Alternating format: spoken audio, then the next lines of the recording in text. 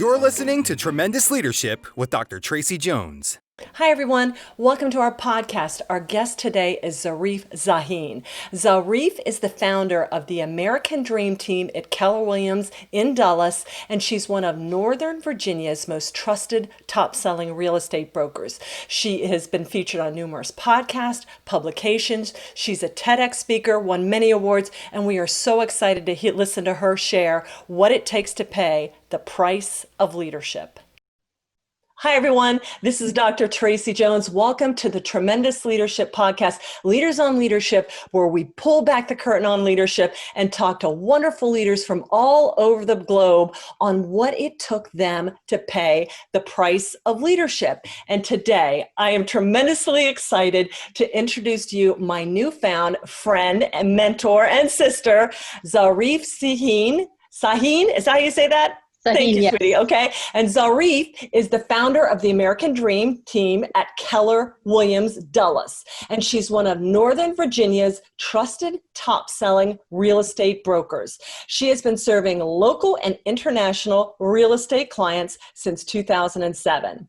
And Zoe, or Zarif, shares her insightful analysis, laser-focused business skills, and roadmap to creating your dream. She is a strong advocate for women's empowerment, and she has received many awards, including the Top 100 Women Who Mean Business by Loudon Business Journal, the International Women's Leadership Award by the American Turkish Association, and the Top Real Estate Agent by Smart CEO magazine. Zarif is a TEDx speaker and has been featured in publications and podcasts such as Huffington Post, Loudon Times Magazine, The UV Effect, and True Conversations. Zoe, thank you so much for agreeing to be on my podcast today. Pleasure to be here, Tracey. Thank you so much for the opportunity. It's always great to talk to you ever since I met you. I love the energy and I really enjoy talking to you. Thank you. Well, right back at you. And we connected on another podcast that I did for somebody else, and you listened, and it was during this whole pandemic time. So just, my dad always said, the people you meet and the books you read, so we can still be meeting incredible, tremendous people, even in the midst of this. Exactly. And it was kind of funny how we met. I didn't see your face. I only heard your voice, but I could catch the energy that you were vibing off. And it was just an amazing energy. I had to meet you, and I reached out to the owners of that podcast, the hosts of them, said I have to meet her. I really would like to talk to her. I love that. And we are looking forward to many more interactions in the future. And that's good for our listeners too. If you do hear a podcast and you listen to somebody, reach out. They'll share. None of us is famous enough yet to be like, oh, I can't share their personal email. So I'm so glad you did that, Zoe. Thank you. It's Absolutely. a pleasure to meet you. Well, today, our listeners are leaders at all different stages of their life. My father was known as a great humorist and a great exhorter and motivator, but he also was really pragmatic in that he told people how it was, tough truth and tough love. And he has a speech called The Price of Leadership, where he says that there are 4 prices that you have to be paying in order to truly call yourself a leader. And we're going to unpack them today with you, Zoe, get your input, because you are an incredible leader in so many aspects, and really interested to hear about your journey to going through these 4 prices. So the first one he talked about was loneliness. Oh, and, I know that loneliness isn't fun. You know what I'm saying? It's lonely at the top. And especially, sometimes as women, we want to please, or we need affirmation. We need a lot of it, Exactly. And so loneliness, can you explain to me, Zoe, what loneliness in a leadership capacity means to you? Maybe when you've been in a season of loneliness, and anything that you would share with our listeners to encourage them. Absolutely. Tracey, I'm so glad that your dad wrote this book. First of all, I want to say thank you to you for sharing this with me. And thank you to your father for putting out the ugly and the uncomfortable side of leadership, which I don't get to read a lot about. When I read this book, it was easy to read. And I was like, we needed to hear that. Mm-hmm. And he really touched on everything that I felt and lived through. And it was nice to see or read that I wasn't alone in this. So for me, loneliness began when I actually started going into business and becoming a little bit more successful. I'm going to touch on the real estate and coaching part instead of any other management jobs that I had, but it does relate to a lot of leadership positions like management, owning your own business, going into corporate or any of that. For me, it really I started to feel it more in the real estate business as a leader, especially when I was a coach. I realized that I am a friendly person. I like to talk to everybody. I'm a very outgoing person, and I look at everybody as a friend, or I'm really inclusive with everybody. But when I started becoming the leader and the coach, I realized that the people that I used to be friends with were no longer looking at me the same way. Okay. And that was a shock to me. It was a shock to me because I felt like, well, I can't share my secrets with them anymore. I can't share my true feelings with them anymore because I have to put this tough, successful, or able, capable exterior up front. And I felt like, wow, I am drifting off from that friendship. It wasn't drifting off. It was just me getting to a different level and them seeing me different. It wasn't me feeling different. It was them seeing me different, or maybe some small things that they said would make me feel I am no longer like them. And that was a lonely place to be because I stopped talking about the true feelings to my friends or to the public or to the audience that I had. I felt pretty secluded or isolated because when you keep feelings inside, it festers. It festers and it explodes in another area of your life, and you have to learn how to treat those feelings. I realized that leadership comes with loneliness, and I had to find a channel to release that feeling of loneliness. And I don't know if you feel like that, and I didn't read it in your dad's book, but he did bring up those feelings for me, and I revisited those feelings. I chose to go into running, and running was a way of me to disconnect and just take a little bit of time and recharge myself. Otherwise, those feelings were festering, and I felt like nobody understands me anymore. Yeah. I think as leaders, that's kind of a natural tendency because, like you said, it's not just you, but it's how your teammates, your followers see you. And they're going to see you different because it is different. It is. It's very much different because you're no longer just responsible for yourself. You're actually responsible for other people's lives or careers or jobs.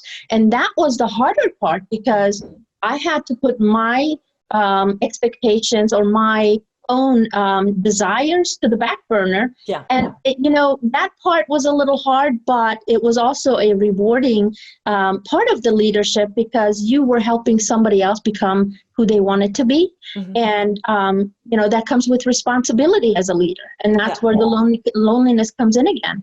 Yeah. It's funny that you encouraged me to read this book just recently. My middle daughter, she grew in her position, and finally during the pandemic, the way she showed up for work, the way she filled in the leadership position when they were going through some leadership changes, made her show up better. And, it was not easy during the pandemic. A lot of changes happened. But when she became a director, they promoted her to be the director, and I'm really proud of her. There was a day when she came home and I could feel it in her energy. I could see it in her face. I said, honey, what's wrong? Did you have a bad day?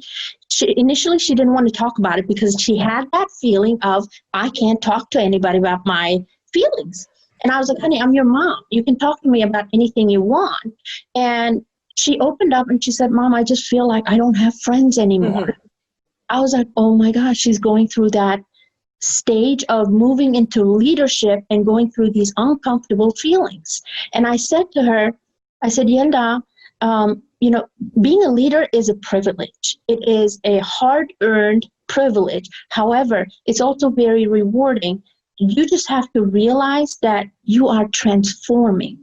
I said, you're no longer the Yelda that you used to be. You are transforming into a calling that expects you to step up, go through an uncomfortable period of time, and that's where growth lives, in the uncomfortable territory. I love it. And for your daughter, for the listeners out there too, the people that are looking at you differently, you have to remember, and you put it right in there.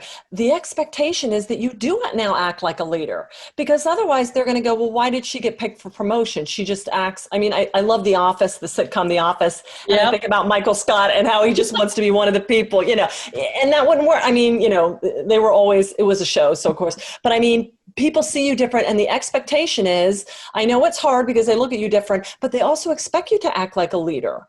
Exactly. And you're not one of them anymore. I can remember being in the military, when you were an officer, you had the enlisted, and yes, we were all soldiers together, but there also was this boundary between us and them, not in a bad way, but in a good organizational way, that, otherwise you get too colluded and you start losing respect because you don't act like a leader. Say that it creates mutual respect. Yes, absolutely. I love that. And so you said, I'm so glad that you brought that up, because I just recently finished a book that I read previously, but when I read it again, it made more sense to me at this stage of my life. And it's called 7 Habits of Effective Leadership. Mm-hmm. And one of the things that they touched about in that book, and which resonated with me, is there's 2 types of people. There are the proactive people and the reactive people. And the proactive people are the leadership quality, the people that don't get involved in the daily gossip or the,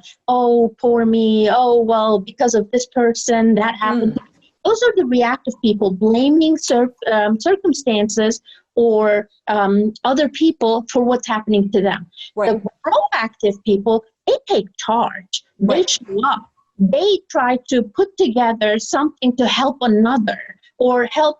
What they're doing, what they're working on, is not for themselves, but for the good of others, or for the good of greater, I should say. Yes. And that's how I personally identify leaders. Yes. Are they proactive or reactive? Well, and I'm so glad you said that. That happens when I meant you no longer have friends, is because at some point the group of people that you used to hang out with, they used to vent. They used to say things about maybe their bosses or their coworkers, and you were a part of them. But at some point, you kind of geared away from that, and you started taking charge of your own life, making better choices. And that's where you feel lonely, because they're no longer looking at you as one of us. We can't vent to her anymore. Mm-hmm. Absolutely. And to remind people too, it's this is one of my all-time, we sell like hundreds of thousands, Message Garcia. When you work for somebody, work for them. Mm-hmm. Speak well of them. Don't drag them down. And I tell people, you know what? Disengagement at work in today's modern society, that's as old as human nature. It is. And, my dad and the leadership literature will tell you, I love people, but people, okay? I mean, your greatest joy and your greatest heartache, pretty much only 10% are really, like you said, going to show up, going to be proactive. That means I claim ownership.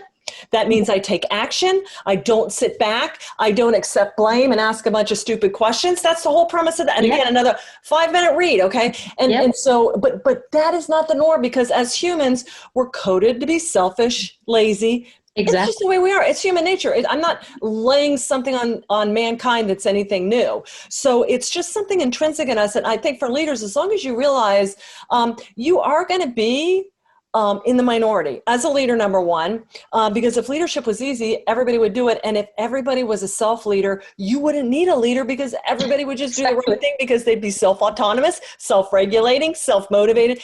But that's not how it happens. So, you need leaders to do the bad stuff and ignite the greatness within. So, I mean, I love that she's seeing that, and to let her know, you're going to be one of the few. Yep. But the world is run and changed by the few, and the few are who changed my life and made me who I am. So all you can do is maybe ignite a few others, and the world will be a better place. That is so true. And I love that you are actually talking about your military background, where discipline and this hierarchy and the boundaries are very well defined.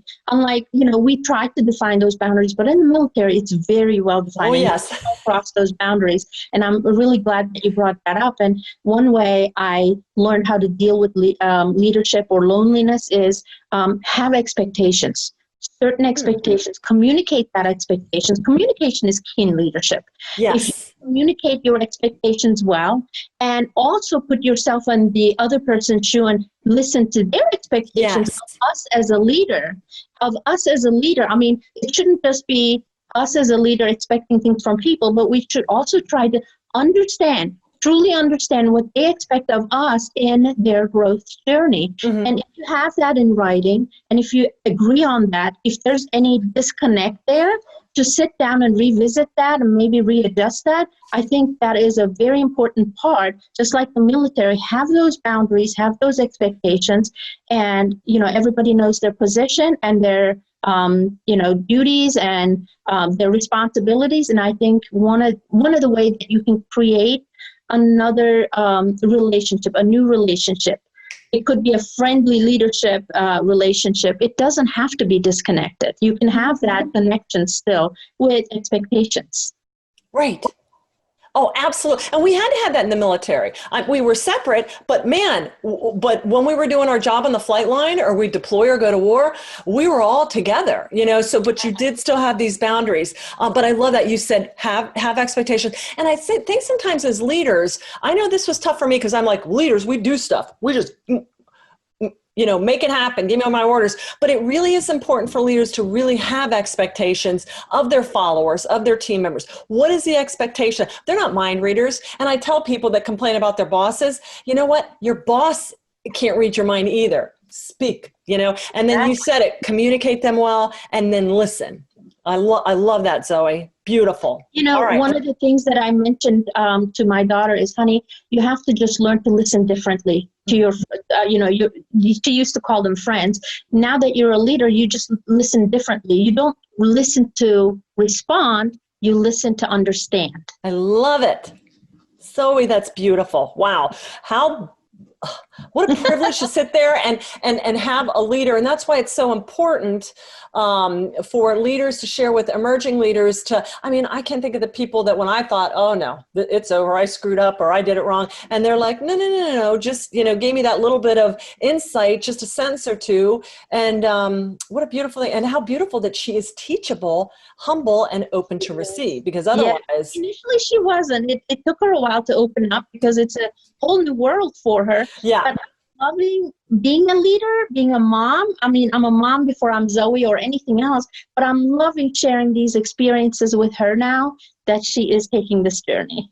That is so exciting. And you know what? That she did catch on, because initially when we're young leaders, they think we know it all, or we think we know it all. And again, I have to tell you a military story. The military would not let that happen to you, because as a second lieutenant, you were to be seen and not heard. So it didn't matter if you were an officer and you outranked 100 enlisted people, you be quiet, because you don't know enough to say anything yet. And so it was really good that for 4 years, 2 years as a second lieutenant, 2 years, and then maybe when you're a captain, then you can ask a question too. But it really taught you humility, that, just because you have the rank or the title, that doesn't necessarily mean you absolutely have any grasp of what is going on. And it taught humility. Your dad touched on that in the book, and it gave me goosebumps when I was reading it. It wasn't a entitlement or endowment. It was actually, being still humble. That leadership comes with a little bit of an ego, but being able to be better than your ego and still have that humility. Humility is key in leadership. If people can connect you and feel like you are humble, you're talkable, you're approachable, then you can achieve, or you can infuse inspiration to anybody that you are leading. Well, I love that you said be better than your ego, because I did a podcast on humility yesterday, and one of my takeaways was check your ego at the door, check it. And I kept saying that because we can't check our egos at the door. It's part of us. It's us. But I love that you said, look, you're going to bring your ego into the room, no matter how much serenity now and meditating and praying I do right now. All I need is the wrong word or the wrong phone call or the wrong eye roll. And so I love that you said be better than your ego, because it's always there. It is. The higher you rank, the higher you step up, the bigger the bubble of your ego gets as well. There is the sense of gratefulness for the achievement, but there's a fine line between gratefulness and ego. So we have to be able to balance the two. I love it. I love it. Okay, Zoe. So we unpacked beautifully. Thank you so much. Unpacked loneliness as a leader, and so now the next price that he talked about was weariness. And he talked about, hey, if you're going to be doing anything worthwhile, you know this working with people, you got some people that give 1,000%, other people that you're like, did you get anything done today? And how do you replenish and stay refreshed and strong as a leader? And I know you touched on running in your last part, but how do you self-care first so you can be good for your people? I think it has a couple of different parts. And I love the fact that, these different levels of the price of leadership is coming up now because I'm in a different place now than I was 5 years ago. Right. One of the things that I used to do is running, obviously, and the nature, connecting with nature, disconnecting with the decisions that I have to make every day, and just getting that nature in and doing something good for myself replenished my energy. However, I figured out that there's 4 different levels that I need to recharge in order to be a better leader. One of them is the physical. What you put in your body matters. Right. If you feel bloated and if you feel gassy, if you feel, bad about what you ate, it's going to reflect in your attitude. So what you put in your body is important as much as exercising. So those 2 things in the physical part, what you put in your body and how you replenish your energy. And for me, it was making better choices in eating and, whether that's organic or home cooked meals or, exercising more. And the other thing is social and emotional. I really need to, like I said, I'm a social person. I'm an outgoing person. I need to be around people. I probably would do really poorly if they put me in a big, acres and acres. I love that for a little while, but I miss my people. I need to be around people. So for me, it was like connecting or surrounding myself with like-minded people or even people that I can learn from. People that I want to become like. So I need to continue to connect and continue to grow. That gives me a sense of, self-fulfillment. If I constantly, in a way I could say, sharpen the saw. I need to sharpen the saw. I need to constantly better myself every day so I can lead the people that I lead better too. Social and emotional, and then there is the spiritual aspect. And the spiritual aspect is I'm really, really into, the divine, God, and I do my prayers every day. I mean, different times of a day, but one of the things that I persistently and consistently do is my nighttime journal. And there's a reason why I do that, because I really believe in how the mind works. Yes. And if I journal it at night, I give my brain the ability to process that overnight, and the next day everything becomes easier for me. And the first thing I do when I wake up is I connect with God. I make God the first thing that is in my life, and the sense of belonging to something helps me become a better leader. And there's just one more, and that is reading. I probably, my gosh, I read so much, I barely ever watch TV, Tracy. Good. I like to fill my mind, my body, and my being, I should call my being, with information. Information that I can pick and choose whatever works for me, and what I'm going to use to better myself. Again, it goes into what are you feeding your mind? What are you feeding your body? What are you feeding your spirit? And those are the 3 things that I would say how I deal with weariness. Well, I'll tell you, you hit the nail on the head, and people think growth is draining. Oh, no. Growth is rejuvenating. Growth is pruning off to prepare for the next level. The people that I talk to, or I'll speak for myself, when I have personally been the most depressed, ready to quit and hang out, is when I have been eating a diet of trashy TV, toxic people, and just sitting there wallowing and not growing at all. And you have to feed your body, mind, and spirit. And so a lot of people are like, well, I couldn't do what you do, Tracy, because I don't have the energy. It's the not, energy. I'm here to tell you, if you don't do it, first of all, you're not only not going to be like me, but you're going to slowly die on the vine. It's the bird and the gilded cage. You're going to disassociate yourself out of the land of the living, and your body will catch a disease of the mind. It's psychosomatic. It's very clear. And so when I tell people that are really in that rut, I'm like, get out. You've got to start growing. That's what my dad would always say, read books and meet people. At the very, very least, even if you can't have the worst problems in the world, can you reach out to somebody, meet somebody new, or read a book? Yes and yes. The question is, if you don't have that growth orientation and you don't see the price that you're going to pay for there's a price to leadership, and then there's a price to also non-leadership. And that's not good at all. So I love that you hit on all that. And almost 100% of the leaders have said, up in the morning, first thing is meditation, prayers, getting right with the universe before I even hit the ground. So that's pretty much a universal. To my father's book about how he shares books. I love the fact that he mentioned the books, because in my opinion, the world evolves, we evolve, people evolve. And if you just don't feed the right information into your mind, what you're doing is you're allowing your circumstances or other people to feed information into you. That's why I don't watch TV a lot. I'm very selective of what I watch. I can probably watch maybe a movie here and there. I'll probably fall asleep towards the end. My girls always make fun of me of that. But I choose to lose myself in a book. Choose the information that I'm going to allow into my being.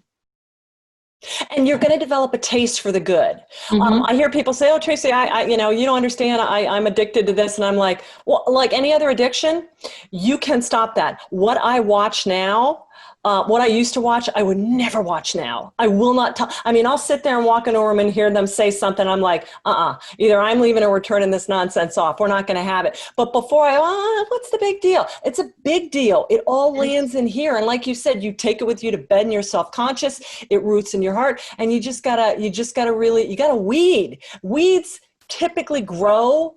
Exactly. I don't got to plant weeds in my mind. The whole world does that. TV is really good at planting weeds, but you got to really guard against it and only grow the great stuff. Absolutely. And if you listen to any good leader, you will understand that they're very selective of what they let in. Beautiful. Or who they let in. And Absolutely. what you said, the analogy about the grass and the weed, what grows worse? What kills the other? Weed kills grass, which is, that's why I'm very, very selective what I watch, what I listen to.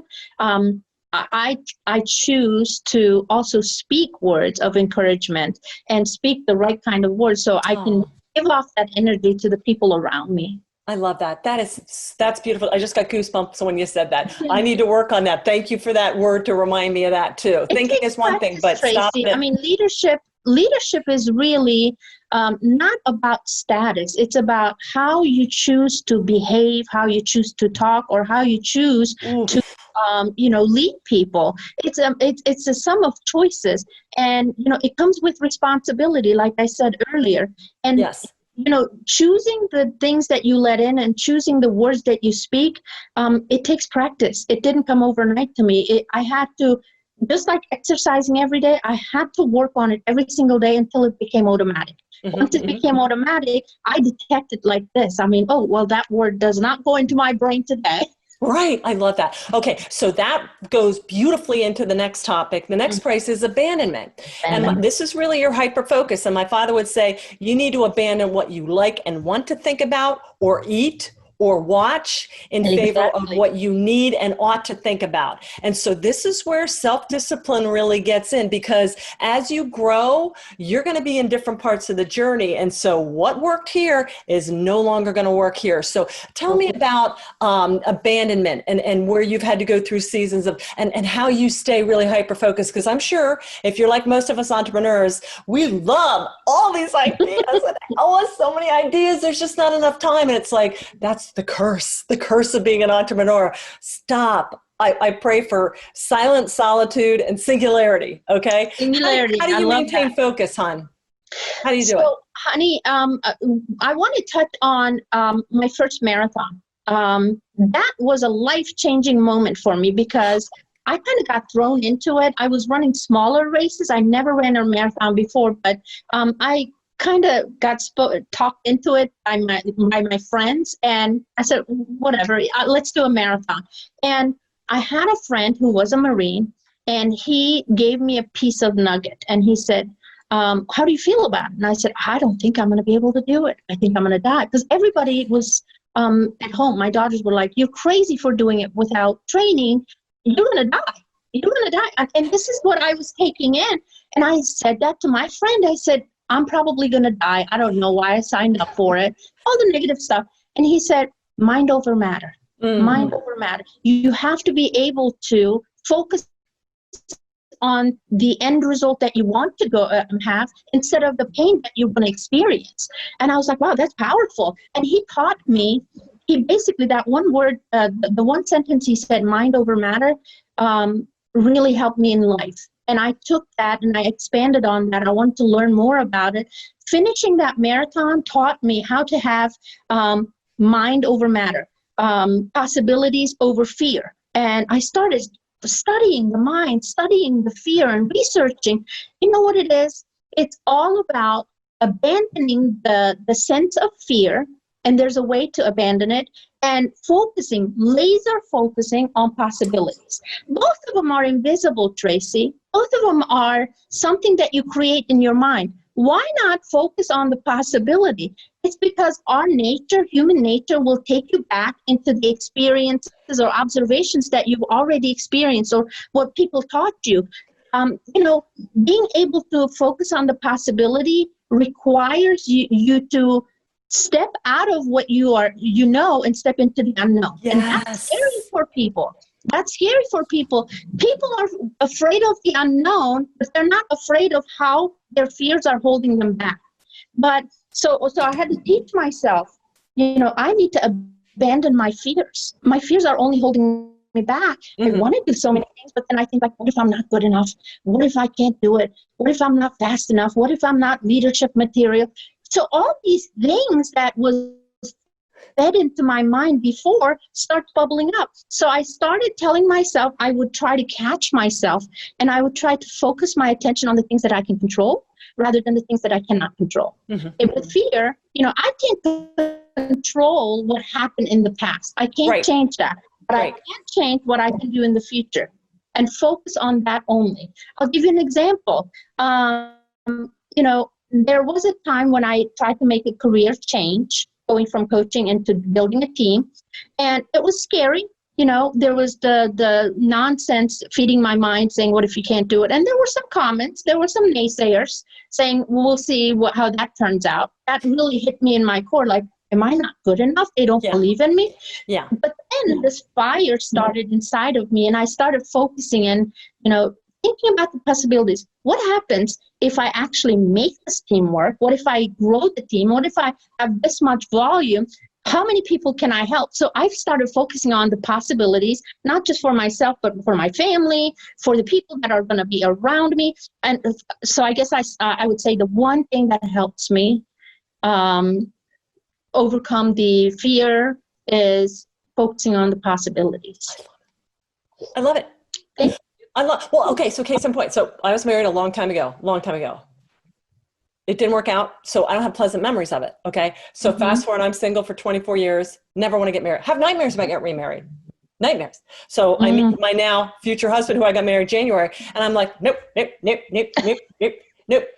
Because all I kept thinking of what's going to go wrong. And finally somebody looked at me and said, but what if it goes right? And I'm like, oh, wow. What if it goes right? And thank God we got married in January, because we're on month 7. Today's our 7-month anniversary of our long-time honeymoon. And it's crazy. We just sit there and go because of what we know. And it's like, dear God. And you know what? And like my dad would say, make a decision, make it yours, and then work it. And so I'm like, you know what? For it. I'm going to do it. Decisions that you want to die for. Yeah. And die by it. And I'm like, whatever else happens, I am a different person now. I'm going to be the best darn wife that I can in every way and every day. And I think we'll make it then. And so, but it's just so funny you said that, because what can go right? Stop focusing on what can go wrong. Exactly. So you did the marathon. You did 26 miles? I did the 26.2. What was that like? What did your body do? A lot goes through in a marathon. In the beginning, there's the excitement, the energy, the crowd. There's so much energy, pumping music, all kinds of energy, and you start out strong. If you don't really focus on preserving your energy, you can run out of energy by mile 10 and you're done. You can't even go further. So not getting caught up in that energy and trying to still tell your mind, slow down, don't get caught up in this energy, and you need to pace yourself. I know a lot of people say don't pace yourself, but there's a correlation in the mind work that you have to put in. The first 20 miles, I would say, it goes great. You have a little bit of pain here and there. It goes great, but at mile 20, you hit that wall. And it's the proverbial wall. There really isn't a wall, but from everything that people said to me, I hit the wall. I don't even see a wall. And I'm like, oh, this is the end. It's so hard. I can't go on anymore. It's a nonstop mind game in the whole marathon. It took me about 4.5 hours, maybe a little longer. But man, during those 4.5 hours, it was constant self-talk.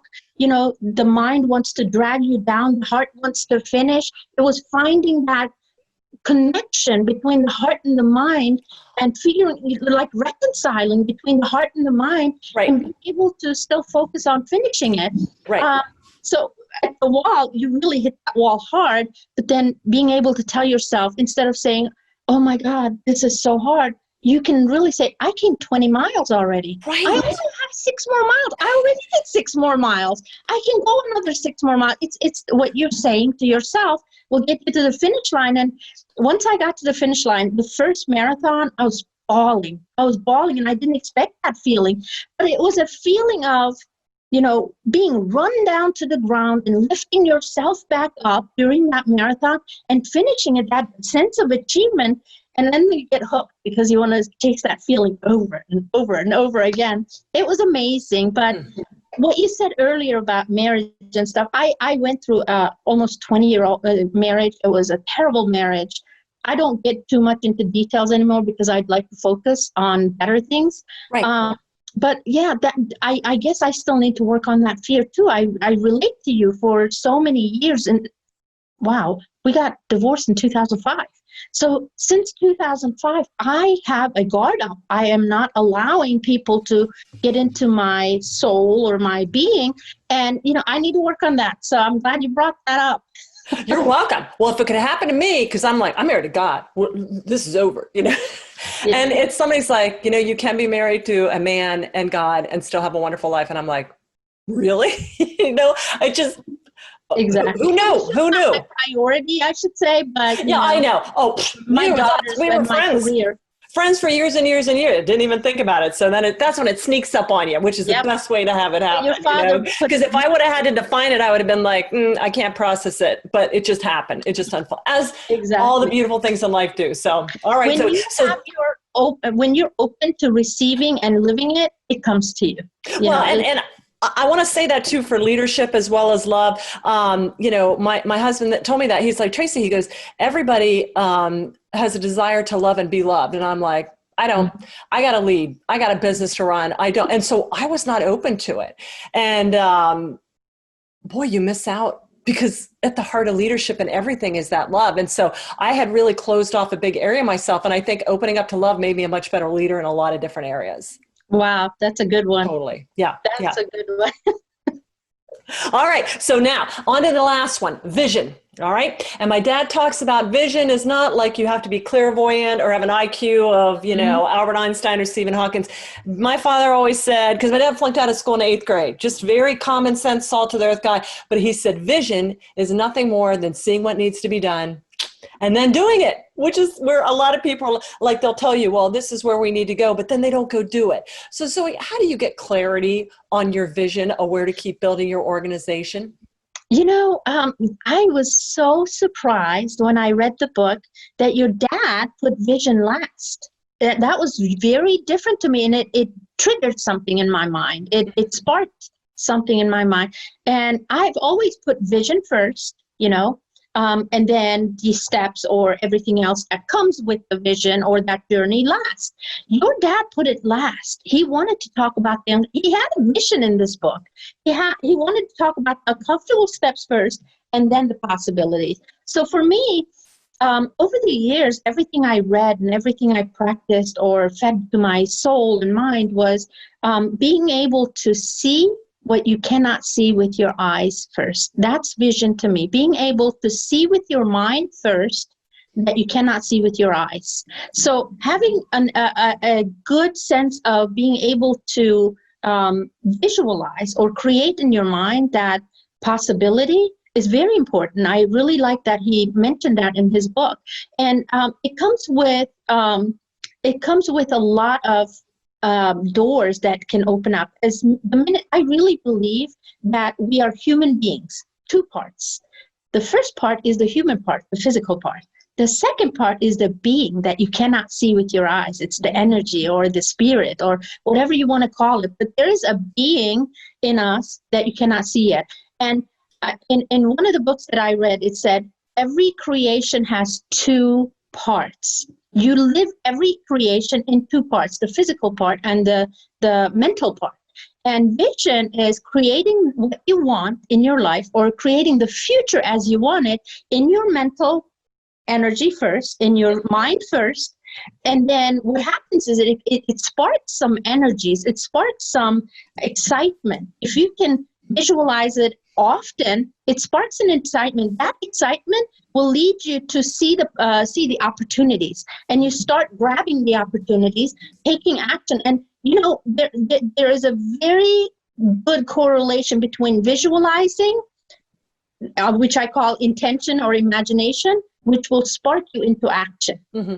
Being able to see the possibility, oh, wow, if I can create this in my mind and get excited about it, it goes back to what I said earlier, finding the connection between the mind and the heart. The mind is the visualization part. The heart is how you feel about that vision. If you feel excited about it, if you feel, good about it, your body, your mind really wants to feel good, but it doesn't know how to feel good. So you have to create that possibility. And when you start feeling good about things, for instance, for all these years, you didn't feel good about getting married, right? Right. And all of a sudden, your husband maybe asked you a question that created an image in your mind, and it got you a little excited, and you took a step towards that marriage, right? Right. I opened myself up to it. And of course, when you open yourself up, love, the greatest force in the entire universe. Yeah. Yeah. Once and even can be in love for your business or whatever it is, not just relational love. Well, I mean, for me, it was, and I don't share this a lot because your dad really touched on this book. This book really hit home for me. He touched on the uncomfortable parts of leadership. Mm-hmm. And for me, when I started becoming a successful real estate agent, there was a part of my life that I didn't share with people anymore. And that part was how I got married. I got married at a very, very early age, and it was an unconventional marriage. My parents and his parents, they arranged the marriage. It wasn't forced, but it was an arranged marriage at the age of 14. I was 14 years old. And that part of me, when I came here and I got out of the marriage and I started becoming something that I wanted to be, I was ashamed of it. I hid that part of me, and I didn't want to talk about it until some of my successful friends, they said, Zoe, that's so inspirational. You have to take the stage. And they kind of threw me onto the stage to share my story, but it was uncomfortable and very vulnerable to share that part of me. I always felt like, what if people don't like me? What if people judge me? What if people ridicule me? What if they judge me based on my past? That's not who I am now. But anyway, your dad talks about these uncomfortable feelings. I always thought, as a leader, I'm not supposed to show my vulnerability. I'm not supposed to show my uncomfortable feelings. But he talked in his book about how those uncomfortable feelings make you a better leader. It comes with that. It comes with those feelings. So for me, opening myself up, like visualizing what life would be outside of that terrible marriage and getting excited about, oh my gosh, I mean, when you get excited about it, the energy lifted me up. and I wanted to become something. So I started picking up books. I started picking up, things that I wanted to read and feed my mind. The more I learned, the more encouraged I felt. And that over time, that development led into the courage to stand up and say enough and walk out. Right. And, I don't encourage anybody to do this, but if you are in an uncomfortable, bad situation and you don't know how to get out, feed yourself, feed your mind, soul, and body with information or things that will inspire some action in you, and you can get out of the situation. Right. I mean, Zoe, I mean, you hit the nail on the head. And for everybody listening, and you sit there and go, I couldn't do what she did. Yes, you could. These are universal truths. You have to, and you said that the heart and the head part of it. So in leadership literature, that is grounded theory. This isn't just, well, Zoe, she's different. She's not like me. The leadership literature says that. Number one, you have to see value in it. Okay. So you got to feel in your heart. You knew this happened to you when you were younger and you had something else. You were like, this is not a congruent fit for me. I see value in a life outside of this situation. So number one, people have to see that. A lot of people don't take action because they don't see it. They just are content in the drama, or they don't want to leave it. You and I can't get that because that's so foreign to us, because that's where we used to be. But the other thing is, number one, do you see value? Number two is, do you have a reasonable expectation of success? And that is where the books and the resources and the feeding yourself. Look, people ask, how do you do it? How do I do it? I read nonstop. I don't do it. I pick bits and pieces from everybody else, and the great minds that went before me, the wisdom of the ages, then they help me figure out how to do it. And then you got God scrambling it up in there. Come on. So I love that for leaders. It is a step-by-step path to getting what you want out of life. And exactly. I love you for sharing that. Oh, thank you. And it didn't happen overnight. It's not some information that I landed on. It developed over years and years. And here's the good part. And I never thought, when I was living through my challenging times, I never thought I would say this, but I am super grateful. And there's a gratitude. And your dad said that at the end too. Yes. An attitude of gratitude is very important. I am so grateful for everything that I lived through, good or not so good. Mind you, I didn't say bad because I'm keeping it positive, good or not so good. And because all of those experiences is part of life. I am life. And those experiences are part of my life who served as stepping stones to become who I wanted to be today, or who I am today. So all of those experiences, I don't have any feelings of resentments anymore towards the people that, hurt me or pushed me to things that I didn't want to do. But, all of those experiences created who I wanted to be today. I love it. I love it. All right. So anything else? I know we have touched on so much incredible, beautiful insights and heartfelt wisdom in your experiences. Anything else you want to share with our leaders that maybe we haven't covered in The Price of Leadership? I think we touched on a lot of things, and I really recommend people read this book, The Price of Leadership, because it is the other side of leadership that, it's not known for a lot of leaders. To me, honestly, it is learn the process, love the process, not just, the good days. Anybody's happy. You can feel, euphoric about any success, but, you don't get to that successful part before the process. And the process is what your dad is talking about, the uncomfortable steps that you need to learn to embrace, embrace the process, learn that there's uncomfortable feelings, but focus on the possibilities and where you want to be. I love it. Beautifully said. So Zoe, how can people get in touch with you and stay connected?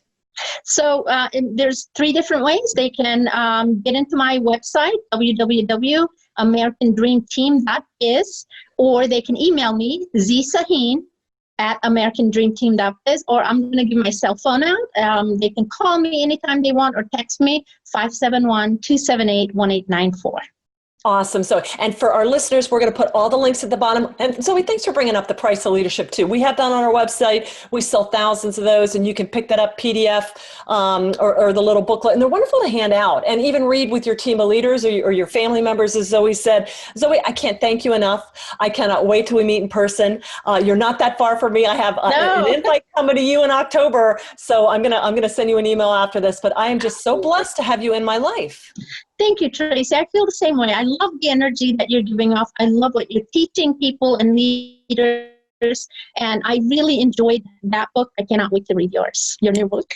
Thank you. Well, one's coming in the mail tomorrow. So Zoe, and to our tremendous fans out there, if you like what you heard, please hit the subscribe button and do us the honor of a rating as well, wherever you listen to us on Stitcher, Spotify, YouTube, iTunes, wherever you listen to us. And also, please be sure and reach out to Zoe. Get in touch with her. She left her cell phone too. And also, please pick up a copy of The Price of Leadership and share that with your team, as we said before. So to our tremendous tribe, we couldn't do it without you, and you will be the same person 5 years from now that you are today, except for two things: the people you meet and the books you read. And I hope you enjoyed this time of sharing great books and hearing about the great people that have made Zoe be able to pay the price of leadership. So thanks, everybody. Bye-bye. Thank you, Tracey. Thank you for listening to Tremendous Leadership with Dr. Tracey Jones.